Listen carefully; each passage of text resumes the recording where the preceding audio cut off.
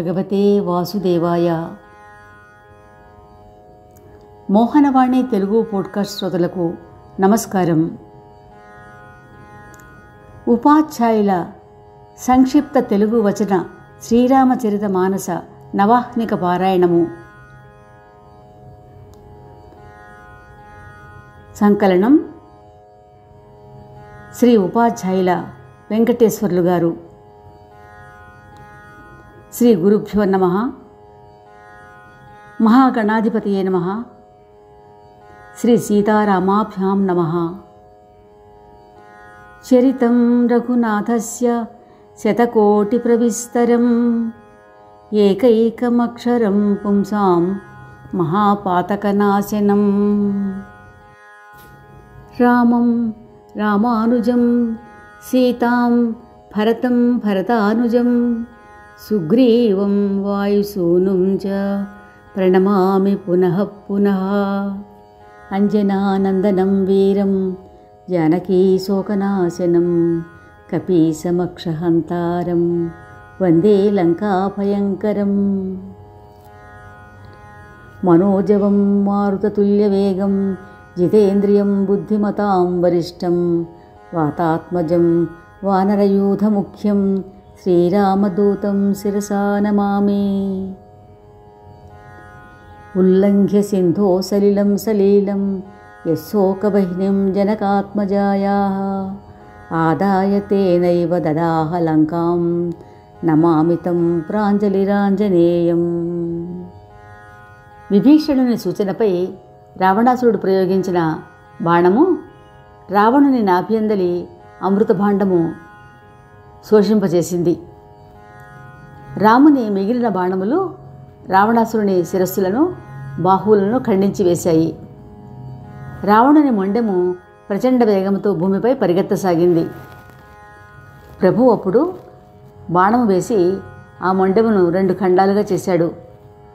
చనిపోయే సమయంలో మహాఘోరారవముతో ఏడీ రాముడెక్కడా, నేనే వాడిని రణరంగంలో చంపివేస్తాను అంటూ అరుస్తాడు. ఈ విధంగా రావణాసురుడు మరణించాడు. దేవతలు భయరహితులయ్యారు. బ్రహ్మాండమంతా జయ జయ ధ్వనులతోటి మారుమ్రోగింది. నిన్నటి రోజున విన్న కథ సంక్షిప్తంగా చెప్పుకున్నాం. ఇక ఈరోజు రావణుని పార్థివదేహమును పతి శిరస్సులను చూసి మండోదరి సహా మిగిలిన స్త్రీలు నాథుని దుర్దశ చూసి గొల్లుమని విలపించారు. రావణుని ప్రతాపములను బహురీతులుగా వర్ణించసాగారు. మండోదరి శివ బ్రహ్మాది దేవతలు తలలు వంచుకొనుచు కొలిచే కరుణామయుడు భగవంతుని నీవు సేవించలేకపోయావు. ఈ శరీరము జనన మరణము ఆదిగా పరద్రోహరహితమై పాపపంకిలమైపోయింది. అయినా ఆ నిర్వికార పరబ్రహ్మస్వరూపుడు శ్రీరాముడు నీకు తన సాలోక్యమును ప్రసాదించాడు. అటువంటి శ్రీరామునకు నమస్కారములు. నీకు సద్గతినిచ్చిన శ్రీ రఘురాజుని వంటి కృపాసింధువు మరొకరు లేరు అని పలికింది. మండోదరి కరుణా ఆక్రందనలు విన్న దేవ ముని సిద్ధులందరూ ప్రసన్నులయ్యారు. శివ బ్రహ్మాది దేవతలు, నారద సనకాది పరతత్వవేత్తలు అందరూ శ్రీ రఘునాథుని కనులారా గాంచి ప్రేమ నిమగ్నులయ్యారు. రోధిస్తూ ఉన్న తన కుటుంబ స్త్రీలను చూసి విభీషణునకు దుఃఖము పొంగి పొరలింది. శ్రీరామప్రభు విభీషణుని ఊరడించమని లక్ష్మణుని ఆజ్ఞాపిస్తాడు. అతడు అదే విధంగా చేయగా విభీషణుడు శ్రీరాముని వద్దకు వస్తాడు. శ్రీరాముడు అతని వంక కృపాదృష్టితో చూసి శోకము మాని రావణుని అంత్యక్రియలు జరిపించమని అంటాడు. ప్రభువు ఆజ్ఞ మన్నించి విభీషణుడు రావణునికి అంత్యక్రియలు నెరవేర్చాడు. మండోదరి మొదలైన స్త్రీలందరూ రావణునకు తిలాంజలిని సమర్పించారు. హృదయంలో శ్రీరాముని ఉదారగుణమును స్మరించుకుంటూ అంతఃపుర భవనంలోనికి వెళ్ళిపోయారు. కర్మకాండ పూర్తి చేసి విభీషణుడు ప్రభువు వద్దకు వచ్చి నమస్కరించాడు. కృపాసాగరుడు శ్రీరాముడు లక్ష్మణుని పిలిచి, నీవు, సుగ్రీవుడు, అంగద హనుమంతులు, జాంబవంతుడు, నలుడు, నీలుడు, ధర్మశాస్త్రం తెలిసిన ఇతర పెద్దలు విభీషణుని వెంట వెళ్ళి అతనికి పట్టాభిషేకం చెయ్యండి. తండ్రి గారి ఆజ్ఞ వల్ల నేను నగరంలోనికి రాలేను అన్నాడు. లక్ష్మణుడు అదే విధంగా చేసి అందరూ విభీషణుడితో సహా ప్రభు వద్దకు వచ్చారు. రఘురాముడు వానర వీరులను పిలిచాడు. వారిని ప్రియవచనములతోటి ఆనందింపచేశాడు. మీ బల ప్రతాపము సాయముతోనే నేడి ప్రబల శత్రువులు వధించబడినాడు. విభీషణునికి రాజ్యప్రాప్తి కలిగింది. మీ కీర్తి ముల్లోకములలో నిత్యనూతనమై వెలయగలదు. ఎవరు నా సహితముగా మీ శుభకీర్తిని గానం చేస్తారో వారు ఈ అనంత భవసాగరమును సునాయాసంగా దాటిపోతారు. ప్రభువు వచనములు విన్న వారందరూ మాటిమాటికి ప్రభువు యొక్క చరణములు తాకి నమస్కరించారు. తరువాత ప్రభువు హనుమంతుని పిలిపించి, నీవు లంకానగరంలోనికి వెళ్ళి జానకికి సమాచారమంతా చెప్పి ఆమె కుశలవార్త తెలుసుకొని రమ్మన్నాడు. హనుమంతుడు జానకి వద్దకు వెళ్ళి ఆమెకు దూరం నుండి ప్రణామములు చేశాడు. ఇతడు రామదూతయే అని గుర్తించి శ్రీరామాదుల కుశలం అడిగింది జానకీమాత. దానికి సమాధానంగా, అమ్మా, కోసలపతి శ్రీరాముడు అన్ని విధములా క్షేమముగానే ఉన్నారు. ఆయన సంగ్రామ రంగములో 10 తలల రావణుని నిర్జించాడు. విభీషణునకు సుస్థిర రాజ్యాధికారం లభించింది అని చెప్పాడు. ఈ మాటలు విన్న జానకి హర్షంతో మేలు పులకరించింది. ఆమె నేత్రముల నుండి ఆనందాశ్రువులు ప్రవహించాయి. ఆమె హనుమతో పలుమార్లు, నాయనా హనుమ, నాకింతటి సంతోషవార్త చెప్పినందులకు నేను నీకేమి ఇవ్వగలను? హనుమంతుడు అన్నాడు, మాత, దయతో నేను చెప్పినది వినండి. రణభూమిలో శత్రు సైన్యమును జయించి సోదర సహితుడై నిలిచి ఉన్న నిర్వికార జయరాముని చూడగలుగుట నాకది నిస్సందేహముగా నిఖిల లోక రాజ్యము పొందినంత ఆనందముగా ఉంది. జానకి ఇలా అంది, కుమారా, నా ఆశీర్వాదం విను. నాయన, సమస్త సద్గుణములు సదా నీ హృదయములో నివసించుగాక. హనుమంత, లక్ష్మణ సహితుడైన కోసలపతి శ్రీరామ ప్రభువు సదా నీ పట్ల ప్రసన్నుడై ఉండుగాక. నీవు వెంటనే నేనీ నేత్రములతో ప్రభువును త్వరగా దర్శించి ఏర్పాటు చేయించు. హనుమంతుడు శ్రీరామ ప్రభువు వద్దకు వచ్చి జానకి క్షేమ సమాచారములు చెప్పి వినిపించాడు. శ్రీరాముడు ఆ సందేశమును విని విభీషణుని, అంగదుని పిలిపించి హనుమంతునితో కలిసి వెళ్ళి జానకిని సగౌరవముగా ఇక్కడకు తీసుకురమ్మనమని అన్నాడు. వారు అదే ప్రకారము సీతాదేవికి సకల మర్యాదలు చేసి వివిధ భూషణములతోటి అలంకరించి సుందరమైన పల్లకీని అధిరోహింపచేసి బయలుదేరారు. వానర భల్లూకములు సీతాదేవిని దర్శించుటకై రాగా రాక్షసులు కోపపడి వారిని నిరోధించారు. అప్పుడు రఘురామ ప్రభు నవ్వుతూ అన్నాడు, మిత్రులారా, నా మాట వినండి. సీతను నడిపించి తీసుకుని రండి. వానరులందరూ ఆమెను తమ తల్లిగా భావించి దర్శించెదరు అన్నాడు. ప్రభు మాటలకు అందరూ ఆనందించారు. ఆకాశము నుండి దేవతలు పూలరాశులు కురిపించారు. ప్రభువు మొదట నిజసీతను అగ్నిలో ఉంచడం వల్ల ఆమెను మరలా అగ్ని నుండియే ప్రకటపరచవలేనని భావించాడు. నటన కొరకు సీతను కొంత కటువుగా దూషించాడు. అది విన్న రాక్షస స్త్రీలు దిగులు చెందారు. మనోవాక్కాయ కర్మలచే పరమ పునీతి అయిన సీత ప్రభు ఆజ్ఞ శిరసావహించి లక్ష్మణునితో, నాయనా లక్ష్మణ, నీవు నా ధర్మపరీక్షలో సహాయపడు. వెంటనే అగ్నిని సమాయత్తం చెయ్యి అన్నది. లక్ష్మణుని కనులలో నీరు నిండి ఉండగా 2 చేతులు జోడించి నిలిచి ఉన్నాడే కానీ ఏమీ అనలేకపోయాడు. చివరకు శ్రీరామప్రభువు అభిప్రాయం గమనించి వెంటనే కాష్టమును తెప్పించాడు. అగ్నిని ప్రజ్వలింపచేశాడు. భగభగ మండుతున్న అగ్నిని చూసి జానకి హృదయంలో హర్షమే గాని భయం ఏమీ కలుగులేదు. నటన కొరకు సీతాదేవి ఇలా అంది: నా హృదయములో మనస వాచ కర్మణ శ్రీ రఘువీరుడు తప్ప వేరు గతి లేకపోవట సత్యమే అయినట్లయితే అగ్నిహోత్రుడు నాకు అతి శీతలము అవుగాక. శ్రీరామచరణములు స్మరించి కోసలాధీశునకు జయము అంటూ అగ్నిలో ప్రవేశించింది. మాయసీత అగ్నిలో భస్మమైపోయింది. ప్రభువు యొక్క ఈ దివ్యలీలలు ఎవరూ తెలుసుకోలేకపోయారు. దేవ ముని సిద్ధులు ఆకాశంలో నిలబడి చూస్తూ ఉండిపోయారు.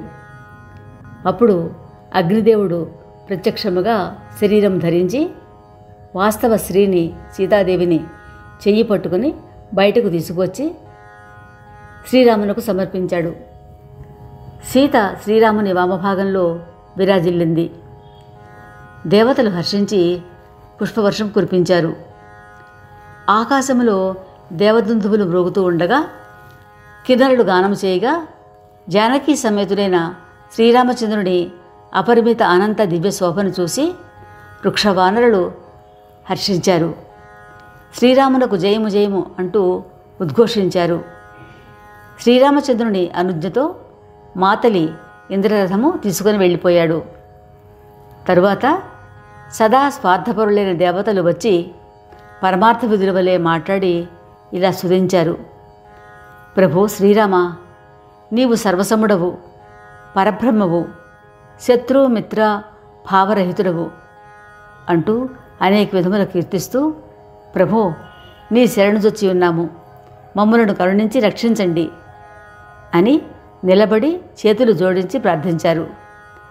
అదే విధముగా బ్రహ్మదేవుడు అత్యంత ప్రేమ పరవశుడై శ్రీరాముని స్తుతించినప్పటికీ ఆయన నేత్రములు తృప్తి చెందలేదు. అదే సమయమున స్వర్గము నుండి దశరథుడు అక్కడికి వచ్చాడు. పుత్రుని చూడగానే ఆయన నేత్రములు అశ్రుపూర్ణములయ్యాయి. తమ్ముడు లక్ష్మణుడు, శ్రీరాముడు ఆయనకు వందనములు చేశారు. పితృదేవుడు ఆశీర్వదించాడు. శ్రీ రాఘవుడు వెనుకటి పితాపుత్ర వాత్సల్యమును తలుచుకుని తండ్రికి తన స్వరూప జ్ఞానము ప్రసాదించాడు. శివుడు చెప్తున్నాడు: ఓ ఉమా, దశరథుడు భేదభక్తి యందు మనసు లగ్నము చేసి ఉండటం వల్ల కైవల్యము పొందలేదు, ముక్తి పొందలేదు. మాయారహితమై సచిదానంద స్వరూపమై దివ్య గుణోపేతమైన సగుణ రూపమును ఉపాసించు భక్తులు అసలు మోక్షములే కోరుకోరు. వారికి శ్రీరాముడు తన భక్తిని ప్రదానం చేస్తాడు. అందుచేత దశరథుడు తన స్వబుద్ధితో ప్రభువుకు పలుమార్లు ప్రణామములు చేసి హర్షపులకితుడై దేవలోకానికి వెళ్ళిపోయాడు. అప్పుడు దేవరాజు ఇంద్రుడు వచ్చి జానకి లక్ష్మణ సహిత కోసలాధీశ్వరుని దివ్యశోభ చూసి ఆనందముతో హృదయం ఉప్పొంగగా ఈ విధంగా స్తుతించాడు: శోభానిలయుడు, శరణాగత రక్షకుడు, ఉత్తమ బాణ తూణీర ధనుర్ధారి, ప్రచండ దోర్దండ బలధాముడైన శ్రీరామునకు జయమగుగాక. ఓ దీన జనాభన కమలనైనా నా మనవి వినండి. నా అంతటి వారు ఎవరూ లేరని నాకెంతో దుర్భిమానం ఉండెను. ఇప్పుడు ప్రభువు పదకమలములను చూసి నా దుఃఖప్రద దుర్భిమానము తొలగిపోయినది. హే రామ, రమానివాస, జానకి లక్ష్మణ సహితులై మీరు సదా నా హృదయంలో నివసించండి. నన్ను మీ దాసునిగా స్వీకరించి మీ భక్తిని నాకు ప్రసాదించండి అని పరిపరి విధములుగా స్తోత్రం చేయగా శ్రీరాముడు ఇలా అన్నాడు: ఓ దేవరాజా, నిశాచరులతో సంహరించబడిన ఈ వానర భల్లూక వీరులందరూ ప్రాణరహితులై భూమిపై పడి ఉన్నారు. ఓ సజ్జన శిరోమణి దేవపతి, మీరు వీరందరినీ పునర్జీవితులను చెయ్యండి. కాకభూషుడి చెప్తున్నాడు. ఓ గరుత్మంతా, ప్రభు అన్న ఈ మాటలు అత్యంత నిగూఢములు. జ్ఞానులైన మునులే దీనిని అర్థం చేసుకుంటారు. అసలు స్వయముగా శ్రీరామప్రభువే ముల్లోకములను సంహరించి మరల బ్రతికించగలరు. కానీ ఇక్కడ ఆ గౌరవము ఇంద్రుడికి వదలిచి ఆ విధంగా చెప్పారు. ఇంద్రుడు అప్పుడు అమృతవర్షము కురిపించి వృక్షవానరులందరినీ బ్రతికించాడు. దేవతలు పుష్పవర్షం కురిపించి మనోహర విమానంలో ఎక్కి వెళ్ళిపోయారు. అప్పుడు ఆ శుభ సమయంలో సజ్జన శిరోమణి త్రిపురారి శివుడు ప్రభు వద్దకు వచ్చాడు. కరయుగళము జోడించి కమల నేత్రములలో కన్నీరు నిండగా రోమాంచితుడై గద్గద కట్టముతోటి పరమప్రీతితో ఈ విధంగా సన్నుతి చేశాడు. రఘుకుల నాయక, సుందర కర కమలములలో శ్రేష్ఠ ధనుర్బాణములు ధరించిన శ్రీరామ, నీ దాసుని మనోకారణములో సదా నివసించు. ప్రభు, నీవు విషయవాసనా కమల తుషారుడవు, పరమోదారుడవు, మానవాతీతుడవు, భవసాగర మంథర మంథరుడవు. నీవు మా భవభయమును పారద్రోలి దుస్తర సంసార సాగరము నుండి మమ్ము ఉద్ధరింపము. మునిజన రజ్జక, మహీమండల భూషణ, తులసీదాస ప్రభు, భైవిదారి కృపాసాగర. హే ప్రభు, అయోధ్యలో నీ పట్టాభిషేకం జరుగు సమయమునకు నేను అక్కడకు వచ్చి నీ దివ్యలీలలు కనులారా కాంచెదను. ఈ విధంగా ప్రస్తుతించి శివుడు వెళ్ళిన తరువాత విభీషణుడు వచ్చాడు. ప్రభు చరణములకు ప్రణమిల్లి కోమలస్వరంతో చెప్పాడు. ప్రభు, నా మనవి వినండి. నా వంటి పాపిని, జాతి కుల బుద్ధిహీనుడి, దీనునిపై అత్యంత కరుణ చూపారు. ప్రభు, మీరిప్పుడు నగరంలోనికి వచ్చి ఈ దాసుని గృహము పవిత్రం చేయకూరుతున్నాను. ఇది విధి ప్రభువు విశాల నేత్రములలో ప్రేమాశ్రువులు కమ్మగా ఈ విధంగా చెప్పాడు. సోదరా, నీవు అన్నట్లు నీ భావనా కోశములన్నీ నావే. కానీ భర్తుని దీనస్థితి తలుచుకొని నాకు ఒక నిమిషము ఒక కల్పం వలె గడుస్తూ ఉంది.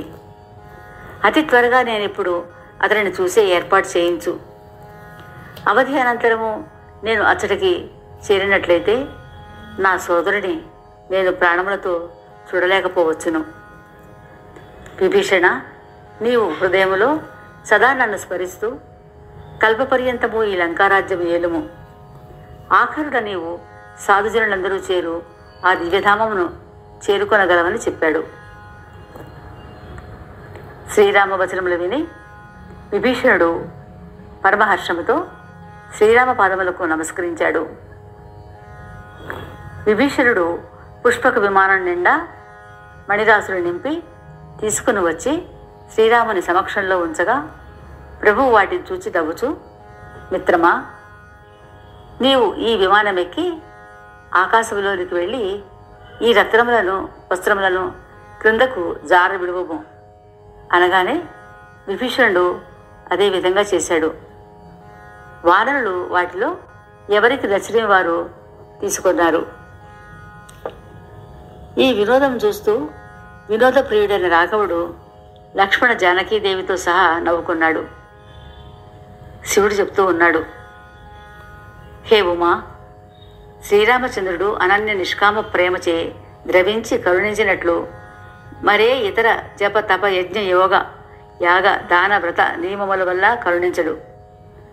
ప్రభువు ప్రేరణచే ఆ భల్లూక వానరములు మదిలో శ్రీరాముని రూపమును నిలుపుకొని అతి వినయముతో బహురీతుల విన్నపములు చేస్తూ హర్ష విషాద యుతులై గృహోన్ముఖులయ్యారు. ఇంకా మిగిలిన వానరరాజు సుగ్రీవుడు, అంగదుడు, హనుమంతులు, నల నీల జాంబవంతులు మొదలగు మహావీరులు, వానర సేనాధిపతులు, లంకాధిపతి విభీషణుడు ఆదిగా గలవారు అశ్రునయనములతో స్వామి వంక చూస్తూ ఏమీ మాట్లాడలేకపోయారు. ఇది గమనించి శ్రీరామచంద్రుడు అందరినీ తనతో పాటు విమానములో ఎక్కించుకొని విప్రచరణములకు నమస్కరించి విమానము ఉత్తర దిశగా నడిపించారు. శ్రీ రఘువీరుడు సీతతో, లక్ష్మణుడు మేఘనాథుని సంహరించిన ప్రదేశమును, అదేవిధంగా రావణ కుంభకర్ణులు వధించబడిన ప్రదేశములు చూపించాడు. తనచే నిర్మించబడిన సేతువును, శివుని ప్రతిష్ఠించిన ప్రదేశముల గురించి చెప్పినప్పుడు సీతాసహితముగా కృపానిధి శ్రీరామచంద్రుడు శ్రీ రామేశ్వర మహాదేవునకు ప్రణామం చేశారు. ఈ విధంగా విమానము అత్యంత వేగముగా ముందుకు సాగింది. తరువాత శ్రీరాముడు వారు విశ్రమించిన చిత్రకూటము మొదలైన ప్రదేశములన్నీ చూపించాడు. ఆ తరువాత యమునా దర్శనం చేయించాడు. గంగామాతకు ప్రణమిల్లాడు. త్రివేణిని దర్శించారు. అదిగో తాపత్రయహారిణి, జనన మరణ భవరోగ నివారిణి, పరమ పావనమైన అయోధ్యా నగరమును దర్శించు అంటూ శ్రీరాముడు సీతా సమేతముగా అయోధ్యా నగరమునకు ప్రణమిల్లినప్పుడు అత్యంత హర్షముతో ఆనందాశ్రులు జాలువారా రోమాంచితుడయ్యాడు. తరువాత ప్రభువు వానర సమేతముగా త్రివేణిలో స్నానములు చేసి బ్రాహ్మణులకు అనేక దానములు ఇచ్చారు. తరువాత హనుమంతుని పిలిచి, నీవు బ్రహ్మచారి రూపములో అయోధ్యకు వెళ్ళి భరతునకు మా క్షేమ సమాచారములు చెప్పి అతని కుశలవార్త మాకు తెలియజేయము నాయనా అని చెప్పాడు. తరువాత ప్రభువు భరద్వాజముని దర్శించి మునిచరణములకు వందనం చేసి విమానం ఎక్కి ముందుకు సాగాడు. నిషాదరాజు గుహుడు ప్రభువు వచ్చిన వార్త విని, నావలెక్కడా అని తన వారిని పిలిచాడు. నావలెక్కడా అని తన వారిని పిలిచాడు. కానీ విమానము గంగానదిని దాటి ఆవలి తీరంలో దిగింది. సీతామాత గంగా భవానికి అనేక పూజలు చేసింది. చరణములపై వ్రాలగా గంగామాత, ఓ సుందరి, నీ సౌభాగ్యము అఖండమే వర్ధిల్లుగాక అని ఆశీర్వదించింది. గుహుడు ప్రేమ విఫలుడై జానకీ సమేత ప్రభువును దర్శించి శరీర స్పృహ కోల్పోయి నేలపై పడ్డాడు. శ్రీ రఘురాముడు అతని దివ్య ప్రేమావేశం చూసి హర్షించి అతనిని లేవనెత్తి హృదయమునకు హత్తుకొన్నాడు. గుహుడు ఈ విధంగా విన్నవించుకున్నాడు. శివబ్రహ్మాది దేవసేవితమైన తమ చరణార విందమును దర్శించి నేడు నేను అన్ని విధములా క్షేమముగా ఉన్నాను. ఓ ఆనందధామ, పూర్ణకామ, శ్రీరామ, నీకు నా నమస్కారములు.